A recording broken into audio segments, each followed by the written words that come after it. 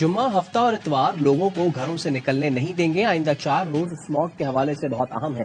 सड़कों पर गाड़ियां जितनी कम होंगी उतना स्मॉग में कमी आएगी। निगरान वजीर आला पंजाब मोहसिन नकवी कहते हैं स्मॉग वाले इलाकों में दफा 144 नाफिज कर दी है।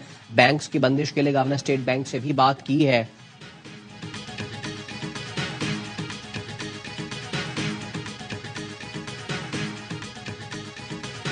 अफगान उगूरी हुकूमत आने के बाद पाकिस्तान में दहशतगर्दी 60% बढ़ी। बदअमनी फैलाने में बड़ा किरदार गैर कानूनी तारिकीन वतन का भी है।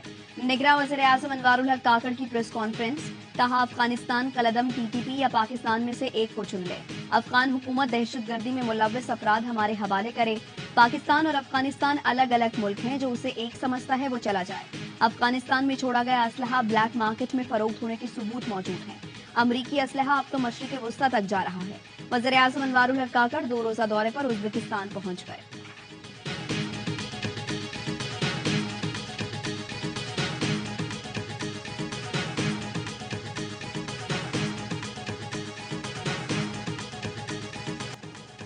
साइफर केस में शाह महमूद कुरैशी की दरखास्त जमानत पर फैसला महफूज। इस्लामाबाद हाई कोर्ट ने फर्द जुर्म आयद करने के खिलाफ दरखास्त पर भी फैसला महफूज कर लिया।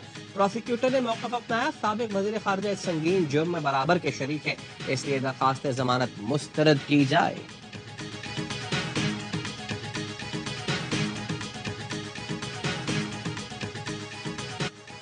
चेयरमैन पीटीआई ने साइफर केस में फर्द जुर्म की कार्रवाई सुप्रीम कोर्ट में चैलेंज कर दी। इस्लामाबाद हाई कोर्ट का 26 अक्टूबर का हुक्मनामा कलदम करार देने की इस्तदा। मौक़िफ़ अपनाए, मुखालिफिन की जानिब से सियासी इंतकाम का निशाना बनाया जा रहा है, जिसका मकसद उन्हें तनहा करना है। उजलत की वजह से शफाफ ट्रायल के आईनी हक की खिलाफ वर्जी हुई।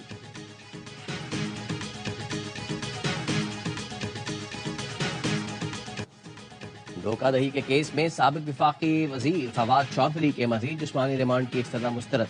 इस्लामाबाद की अदालत ने जुडिशल रिमांड पर जेल भेजने का हुक्म दे दिया। दौरान समात फवाद चौधरी ने मौक़िफ़ अपनाया, तीसरी पेशी है और मुद्दई मुकदमा सामने नहीं आया, वो गायब है। फवाद ने शौहर पर रिश्वत लेने का इल्जाम मुस्तरद कर दिया। मुकदमात की फहरिस्त फराहम करने का मुतालबा।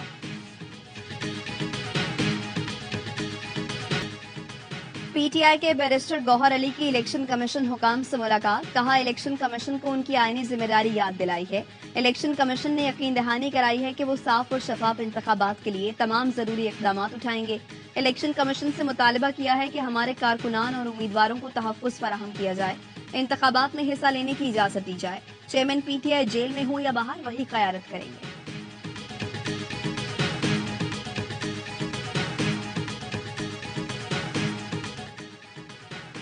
उम्मीद है रेकोनिक के शेयर्स खरीदने के लिए हुकूमत पाकिस्तान और सऊदी अरब के दरमियान मुआहिदा दिसंबर तक हो जाएगा। निगरान वज़ीर आज़म अनवारुल हक काकड़ का अरब न्यूज को इंटरव्यू। कहा हम न सिर्फ इस मंसूबे बल्कि दूसरे मंसूबों में भी इनकी शराकत की बहुत ज्यादा हौसला अफजाई करेंगे।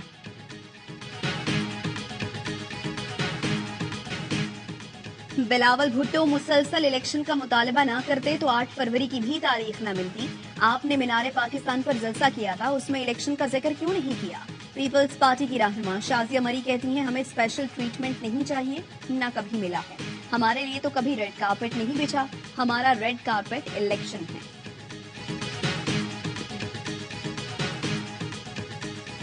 गजा पर इसराइल की वहशियाना बमबारी, मजीद 300 फलस्तीनी शहीद, तादाद 10,328 हो गई। इसराइली फौज ने आलमी इमदादी काफिले पर भी बम बरसा दिए। मिस्र से पानी ले जाने वाले ट्रक को भी निशाना बनाया गया। इसराइली मजालिम पर मगरबी ममालिक की बेहिसी। G7 ने इसराइल के दिफा के हक की हिमायत कर दी। जंगबंदी के बजाय वक्फे पर जोर।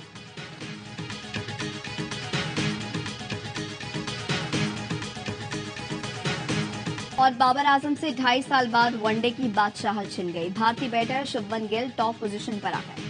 शाहीन शाह अफरीदी भी पहली पोजीशन से महरूम 5वें नंबर पर चले गए। भारत के मोहम्मद सिराज ने नंबर 1 पोजीशन पर कब्जा जमा लिया। टीम रैंकिंग में भी भारत की पहली पोजीशन, पाकिस्तान का चौथा नंबर। न्यूजीलैंड के खिलाफ तूफानी सेंचुरी, फखर जमान 3 दर्जे तरक्की पाकर 11वें नंबर पर आ गए।